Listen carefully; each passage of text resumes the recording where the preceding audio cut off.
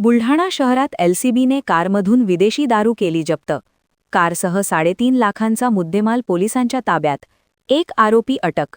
बुलढाणा जिल्ह्यात अवैध दारू विक्रीवर आळा घालण्यासाठी पोलीस प्रशासन ॲक्शन मोडवर आले आहे.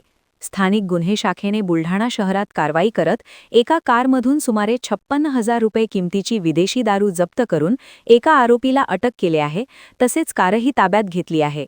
दिनांक 15 जानेवारी 2026 रोजी स्थानिक गुन्हे शाखेला गुप्त माहिती मिळाली होती की एक व्यक्ती आपल्या 4 चाकी वाहनातून विदेशी दारूची चोरटी वाहतूक करत आहे.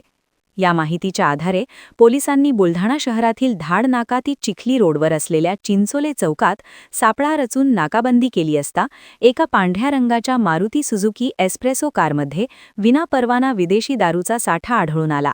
पोलिसांनी कारमधून 56,410 रुपये किमतीच्या विदेशी दारूच्या बाटल्या आणि 3 लाख रुपये किमतीची कार असा एकूण 3,56,410 रुपयांचा मुद्देमाल जप्त केला आहे व आरोपी सचिन समाधान रेंढे वय 31 वर्ष राहणार शेलसूर तालुका चिखली ह्याला ताब्यात घेतले आहे.